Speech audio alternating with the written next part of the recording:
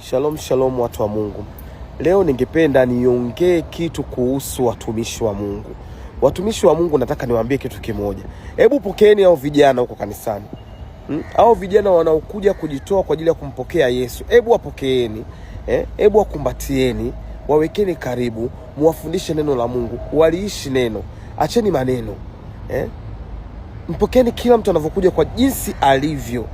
Tuwe tuna matatu, tuwe tumetoboa masikio, tuwe tumetoboa pua, tuwe tumepaka babriche, tuwe tumejichubua. Hebu tupokeeni huko makanisani hivyo hivyo jinsi tulivyo. Alafu tufundisheni jinsi ya kuishi mienendo ya Mungu. Tufundisheni jinsi ya kuishi vya kumpendeza Mungu. Acheni maneno. Hebu waambieni waumini wenu waache kukalia watu kuwasema vibaya makanisani. Waache kutunyoshia vidole makanisani.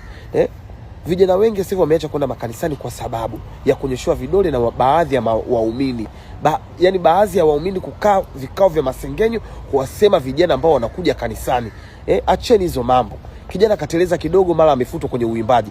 Kijana mara amefanya hiki kitu kidogo, amefutwa kwenye hiki, mara ameambiwa usije kanisani. Kwa nini? Hiyo ni madhabahu ambayo ni kama hospitali. Yeyote anakuja ili yapone. Na mnatakiwa muandae vijana ili kuwa watumishi wajao. Nyinyi kuna muda mtafika, mtakufa, mtaisha. Nani atakuja kuliendesha kanisa?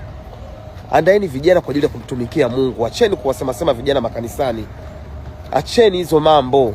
Nyinyi sio waungu, nyinyi sio Mungu bwana. Acheni kuwasema vijana huko wanashindwa kwenda kanisani kwa ajili ya mambo yenu. Waandaeni vijana kwa ajili ya kumtumikia Mungu.